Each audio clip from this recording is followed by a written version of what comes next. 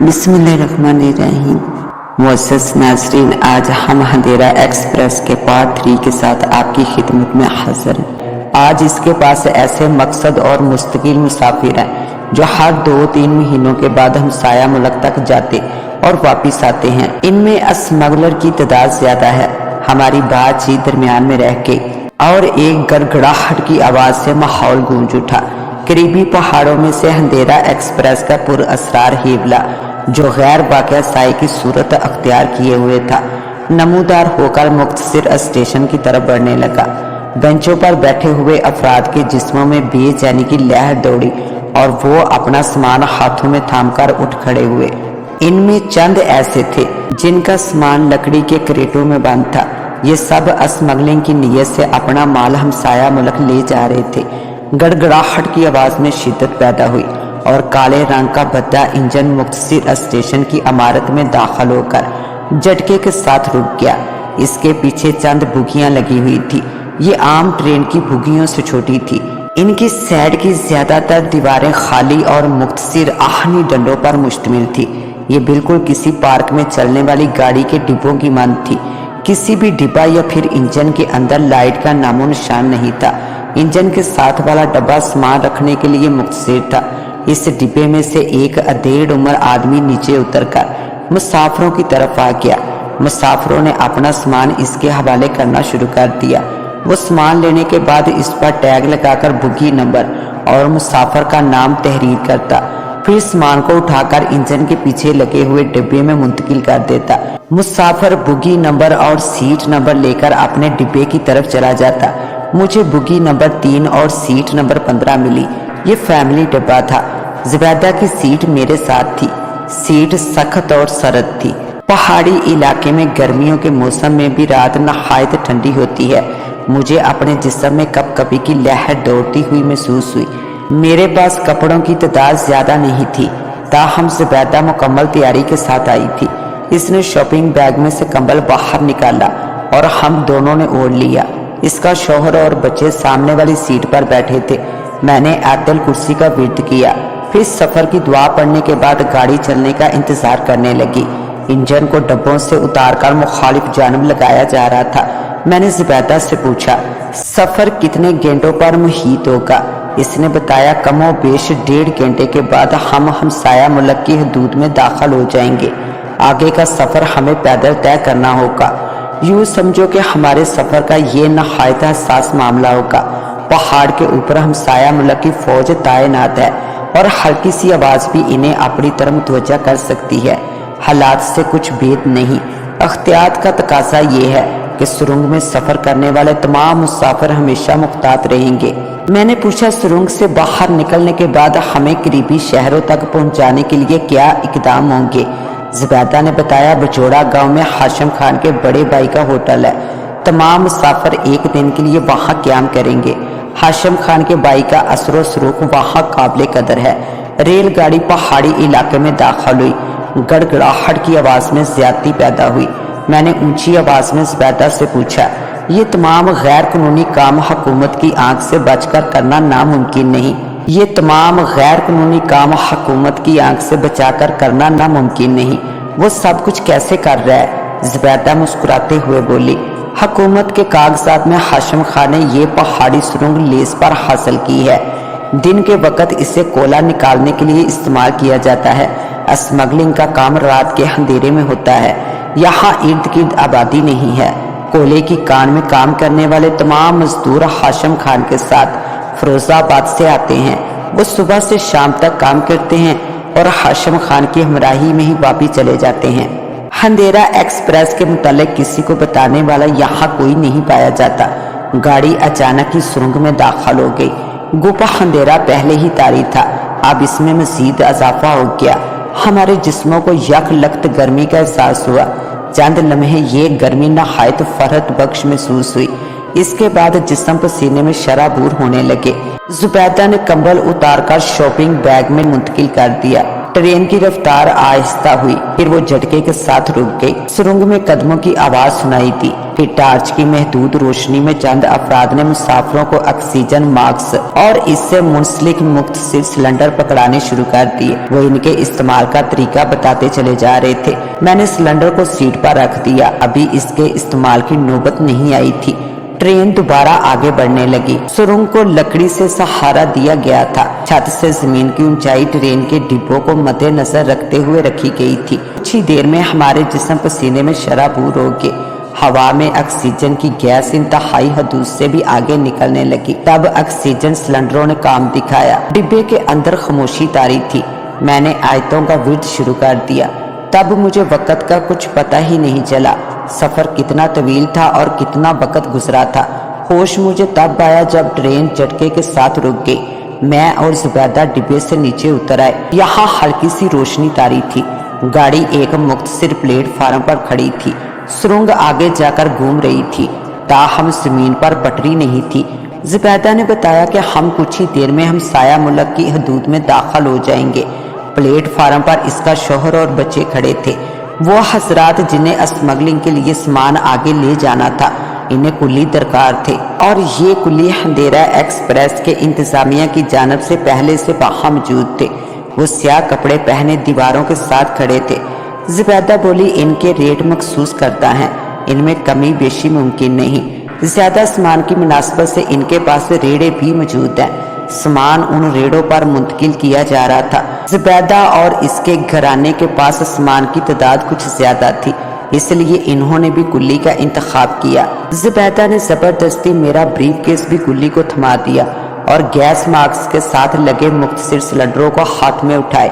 हमने हमसाया मुल्क की हदूद में सफर का आगाज कर दिया। जमीन पथरीली लेकिन हमवार थी। इसके बावजूद भी कुलियों को सामान से भारी रेडियों को आगे ले जाने में दिक्कत का सामना करना पड़ रहा था। गैर मुल्की हदूद में दाखिल होने के फौरन बाद हाशिम खान के एक आदमी ने आगे बढ़कर औरतों से बुरखे, दीगर ऐसा सामान जिसमें आयतों पर मुश्तमिल किताबें, तवीज़, पाकिस्तानी करेंसी और लिबास शामिल थे, जिनके जरिए हमारी शनाख्त हो सकती थी, हमसे अमानतन ले लिए और पाकिस्तानी करेंसी की मुनासबत से हमें हमसाया मुल्क की करेंसी दे दी गई। हमसे लिए गए सामान और बुरखों पर उन्होंने हमारे नामों की पर्चियां चिपका दी।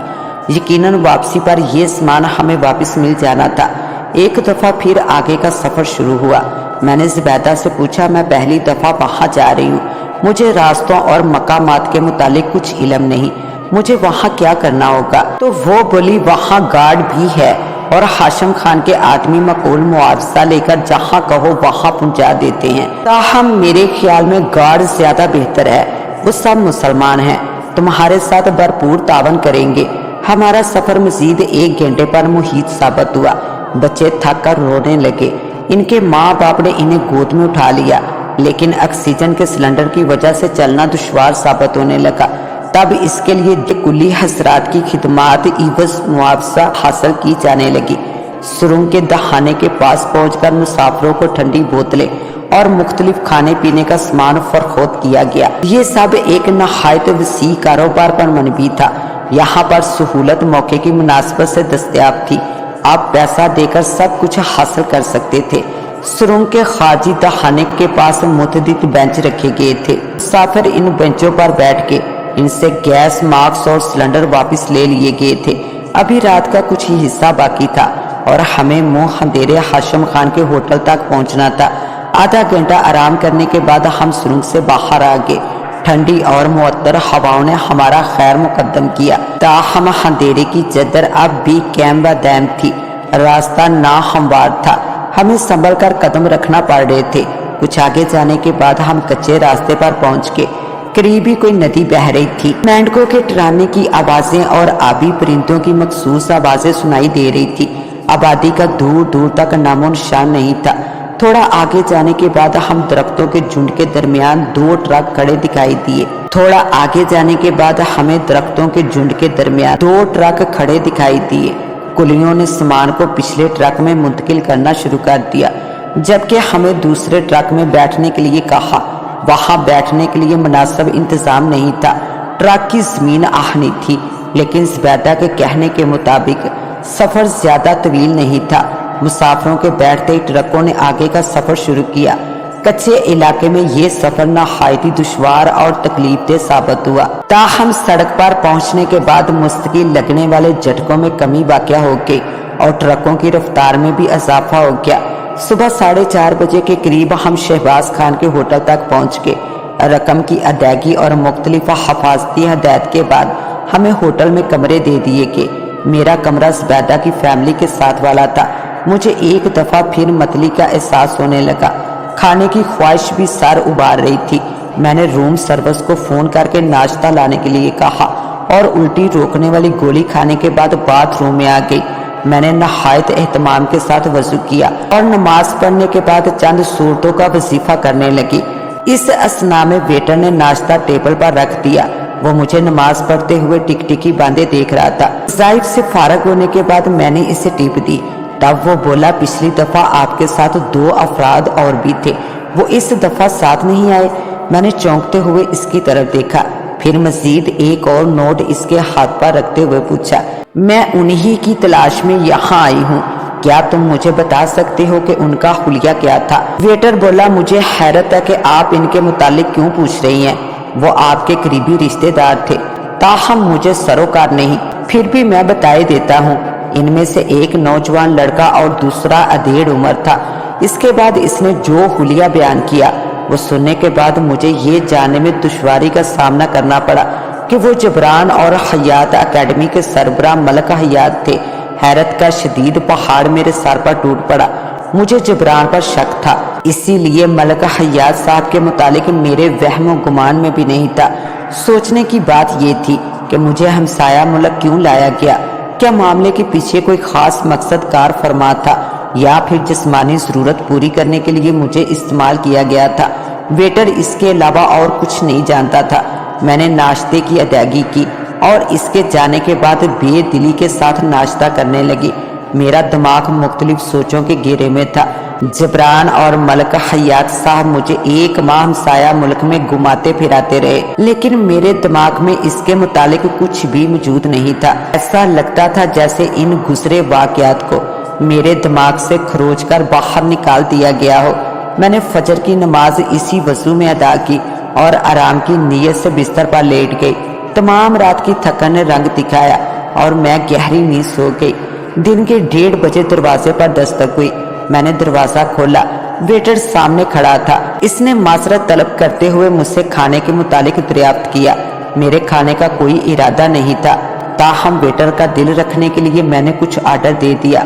वो जाने लगा तो मैंने इसे रोकते हुए पूछा, मुझे कुछ मजीद मालूमात इन दोनों अफराद की मुनासबत से दरकार है।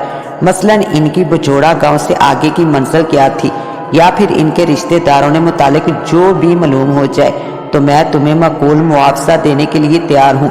वेटर सोच में पड़ गया, फिर हिचकिचाते हुए बोला, मेरे लिए बताना मुनासिब तो नहीं, लेकिन आपको नमाज पढ़ते देकर मेरे दिल में आपके लिए इज्जत अख्तराम का गोशा बेदार हो गया है। मैं आपकी मदद जरूर करूंगा, लेकिन मुझे इन दोनों अफराद के मुतालिक इससे ज्यादा और कुछ मालूम नहीं कि इनका बराए रास्त ताल्लुक आपके साथ था। इसके बावजूद भी मैं एक ऐसी हस्ती से वाकिफ हूँ जो उन दोनों के उन मकामात के मुतालिक जानती है जहाँ इनका आना जाना था। मैंने पर्स में से चंद नोट निकालकर इसकी हथेली पर रखते हुए कहा, मैं तुम्हारी हमेशा एहसानमंद रहूंगी अगर तुमने मेरे लिए इतना भी कर दिया। इसने नोट वापस करते हुए कहा, मुझे इनकी ज़रूरत नहीं, मैं बगैर किसी मुफाद के आपकी मदद करना चाहता हूँ। मैंने नोट वापस ले लिए। चंद लम्हे खामोश रहने के बाद वो दोबारा बोला, हमारे होटल की मखसूस सर्विस में चंद प्राइवेट टैक्सियाँ भी काम करती हैं, इनमें से एक रूपा की है। आपके साथ आने वाले दोनों अफराद ने इसी की टैक्सी का इंतखाब किया था। रूपा उस जगह से आगाह है जिसके मुतालिक उन्होंने इसे बताया होगा। आप खाना खाकर तैयार हो जाइए, मैं रूपा के मुतालिक मालूम करता हूँ। वो आर्डर की तकमील के लिए कमरे से बाहर निकल गया। इसके जाने के बाद मैंने वजू किया और जोहर की नमाज के लिए चद्दर बिछाकर खड़ी हुई। नमाज के बाद मैंने चंद आयतों का विर्द किया। मेरे फारग होने से कबल वेटर ने मेज पर खाना लगा दिया। मैंने चद्दर को जिस्म के गिर्द ओढ़ा और खाना खाने में मशगूल हो गई। रूपा मेरी हम उम्र सांवली सलोनी तीखे नकूश वाली औरत थी। वो सुरख शलवार कमीज पहने हुए थी। इसकी टैक्सी बहुत पुरानी और जंग आलूदा थी। ताहम इसके कहने के मुताबिक इंजन अरबी घोड़े की मद ताकतवर और ताज़ा दम था। मुझे देखते ही इसने पहचान लिया और दोनों हाथ सीने के पास जोड़ते हुए बोली, राम की कृपा होनी चाहिए। मेरा दिमाग कंप्यूटर की मद 3 माह पहले की इस बात के मुतालिक भी अच्छी तरह जानता है, जिन्हें मैंने मुख्तलिफ जगहों से उठाया और मुख्तलिफ जगहों तक पहुंचाया। आपसे मुलाकात तो सिर्फ 1 माह कबल हुई थी। मैंने टैक्सी में बैठते हुए कहा, तो फिर तुम्हारे दिमाग का इम्तिहान हो जाए। मैंने उसी जगह जाना है जहां तुमने 1 माह कबल मेरे साथ आए हुए अफराद को छोड़ा था। रूपा ने बताया, वो जगह काफी दूर है, मुझे इलाका याद है, अलीपुर सेदा मोहल्ला 2 तारा। मैंने मुतमिन अंदाज में सर सीट की पुश्त के साथ टेक दिया। ये वही एड्रेस था जो मुझे अटैची केस से मिला था। रूपा ने टैक्सी आगे बढ़ा दी। हमसाया मुल्क में औरतें मर्दों के शाना बशाना काम करने को मायूब ख्याल नहीं करती। गुर्बत और मुफलसी का ये आलम है कि खरबों की आबादी में आधे से ज्यादा अफराद का ताल्लुक गरीब तबके से है। इनमें बहुत सौ की पैदाइश फुटपाथ पर होती है। जवानी और बुढ़ापा जो फुटपाथ पर गुजारता है और आखिर में मौत भी फुटपाथ पर ही वाक़या हो जाती है। रूपा इनमें से एक थी। ताहम फर्क सिर्फ इतना था कि 10 जमातें पढ़ने के बाद किसी और की टैक्सी किराए पर चला रही थी। गैर शादीशुदा थी। 4 बहन भाइयों की वाहद कफील होने की वजह से अपना घर बसाने के लिए इसे वक्त नहीं मिला, और जब मिला तब उम्र का काफी हिस्सा गुजर चुका था। हालांकि मकूल उम्र की कबूल सूरत थी, लेकिन जहेज ना होने की वजह से मुआशरे ने इसे नजरअंदाज कर दिया था। वो नहायत बतूनी औरत थी। मैंने बातों से बचने के लिए आंखें मूंद ली। असर की नमाज मैंने टैक्सी में बैठे बैठे अदा की और ऐतल कुर्सी पढ़ने के बाद अपने चारों तरफ दम किया। टैक्सी शहर से बाहर सफर कर रही थी। 5:30 बजे के करीब रूपा ने टैक्सी को सड़क के किनारे रोक दिया। ये दिल्ली का नवाही इलाका था। ये शहर अच्छे खासे बड़े शहर की मुनासिबत से जाना जाता था। ताहम मुकाबल में वाक़या अलीपुर सेदा की आबादी मुख्तसर थी। रूपा ने मुझे बताया कि इसने दोनों अफराद को सड़क के पास उतारा था। मैंने मीटर के मुताबिक रकम अदा की और टैक्सी से उतरकर करीब दिखाई देने वाली आबादी की तरफ बढ़ने लगी। ये एक साफ सुथरा कारोबारी तबके से ताल्लुक रखने वाला इलाका था। मुझे जबरान और हयात साहब की यहाँ आमद की वजह समझ नहीं आ रही थी, और इस सोच से बालातर इन्हें वसी व अरीज इलाके में तलाश करना भी मुमकिन दिखाई नहीं दे रहा था। मैंने कमर्शियल एरिया में कदम रख दिया। यहाँ मुख्तलिफ कंपनियों के दफ्तर और कॉलेज की इमारतें दिखाई दे रही थी। पैदल चलने वालों की तादाद ना होने के बराबर थी। इक्का दुक्का स्टूडेंट किताबें हाथों में थामे घूमते दिखाई दे रहे थे। मैं पहली गली से निकलकर दूसरी में दाखिल हो गई। थोड़ी आगे जाने के पर मुझे गैर मुतवक्का तौर पर मलक हयात अकेडमी का मुख्तसर बोर्ड दिखाई दिया। मेरे उठते कदम जहाँ थे वहीं जमकर रह गए। हमारी अकेडमी हमसाया मुल्क में काम कर रही थी। मैं इससे आगाह नहीं थी। ताहम धमाके के साथ एक ख्याल दिमाग में उभरा। जबरान और हयात साहब की आमद अकेडमी के क्याम से मुतल्लिक हो सकती थी। इसी मुनासबत से इसकी रिहायश अकेडमी की इमारत में मौजूद हो सकती थी। मैंने आगे बढ़कर गेट पर लगी हुई बेल पर उंगली रख दी। दूर कहीं घंटी बजने की आवाज सुनाई थी। मेरे जिस्म में यक लख्त बेचैनी की लहर दौड़ने लगी। मैं वहां तक पहुंचने में कामयाब हो गई थी जहां मुझे लाशौरी नींद के दौरान लाया गया था। यकीनन हालात से पर्दा उठने वाला था। कदमों की आवाज सुनाई दी, फिर झटके के साथ दरवाजा खुल गया। एक चपड़ासी की वर्दी पहने आदमी की सूरत दिखाई दी।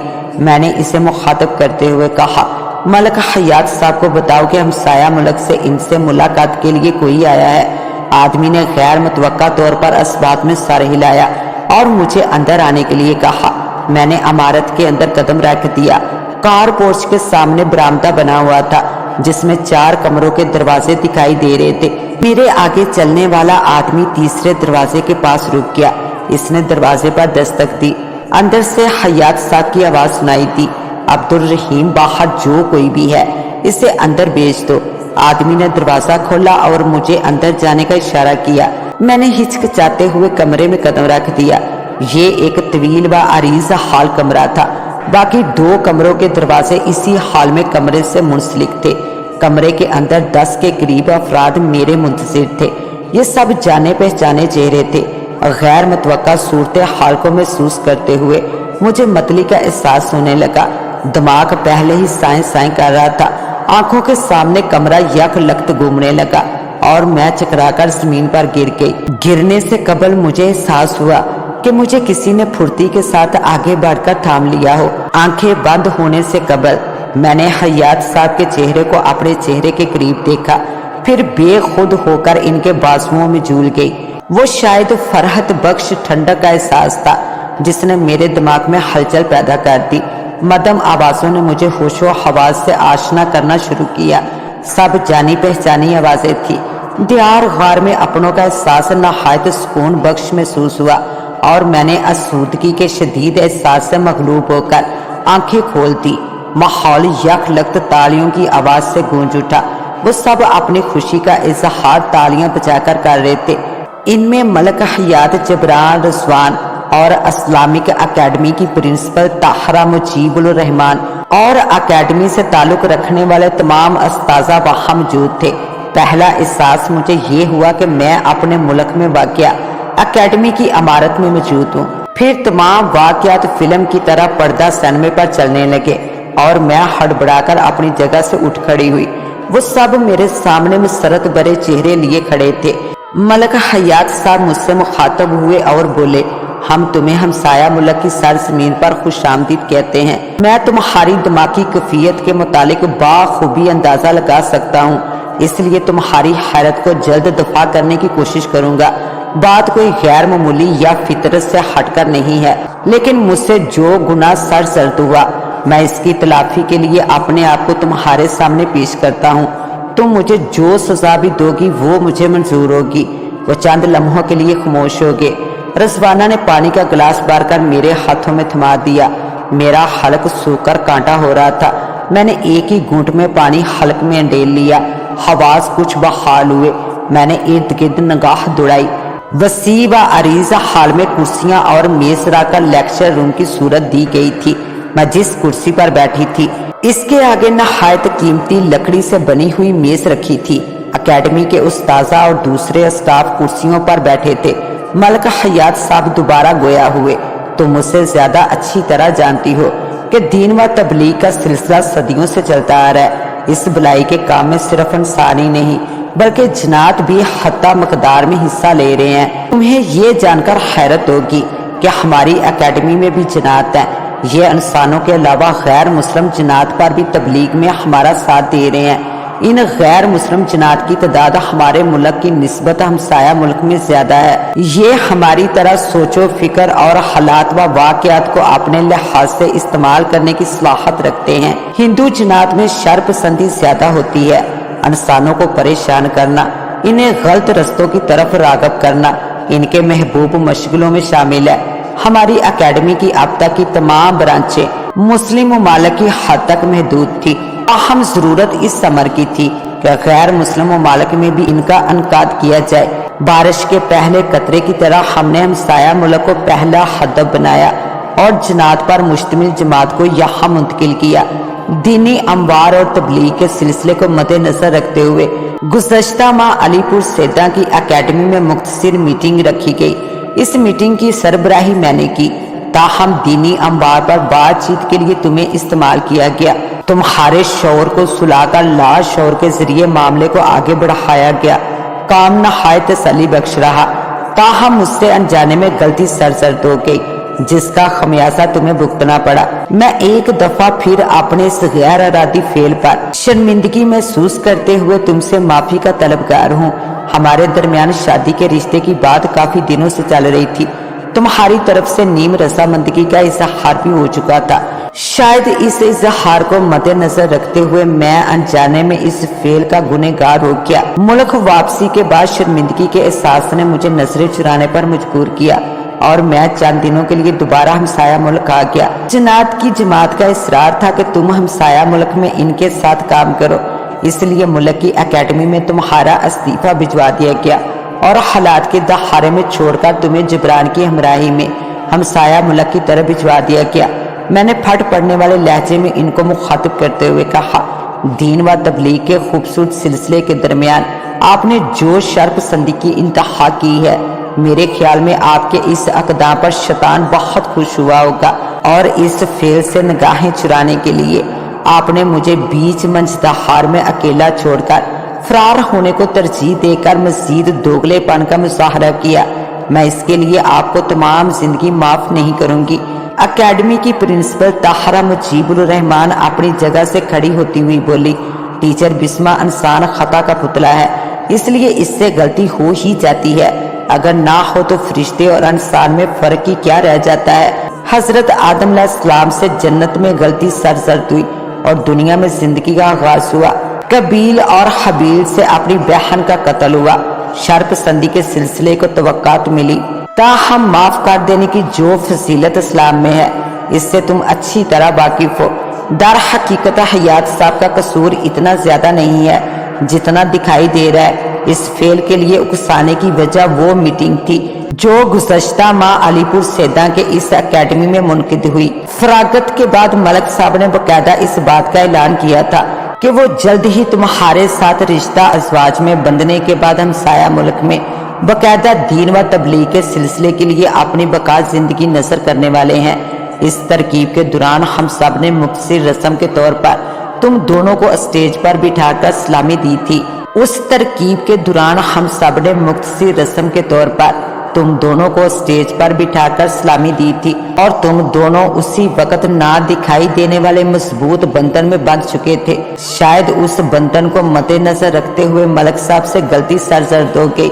ہم سب اکیڈمی والوں کی سفارش کو مد نظر رکھتے ہوئے برائے مہربانی ملک صاحب کو معاف کر دو، اور اگر تمہاری رضامندگی ہو تو آج ہی ہم مختصر ترکیب کے دوران تم دونوں کا نکاح کروانا چاہتے ہیں۔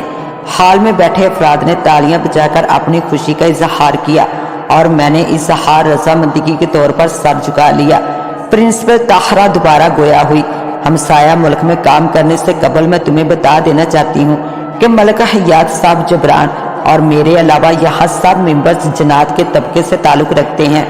ملکہ حیات صاحب جبران اور میرے علاوہ یہاں سب ممبرز جنات کے طبقے سے تعلق رکھتے ہیں۔ جبران نے حال ہی میں اکیڈمی کو منتخب کیا ہے، وہ معاشرے کا ٹھکرایا ہوا فرد ہے۔ تمہاری اسلامی تعلیم نے اسے بہتر راستے کے انتخاب میں مدد دی اور آج وہ ہمسایہ ملک میں ہمارے ساتھ دین و تبلیغ کے کام کا آغاز کرنے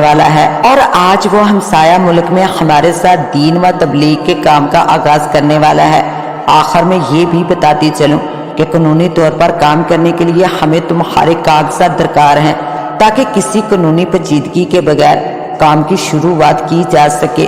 ہال کمرہ ایک دفعہ پھر تالیوں کی زوردار آواز سے گونج اٹھا اور میں نے مطمئن انداز میں آنکھیں موند لی۔ معزز ناظرین، کیسی لگی آپ کو آج کی کہانی؟ اپنی رائے سے ضرور نوازیے گا۔ اس کے ساتھ ہی اپنی ہوسٹ دعا وائس کو دے اجازت۔ ملتے ہیں انشاءاللہ ایک نیو کہانی کے ساتھ، تب تک کے لیے اللہ نگہبان۔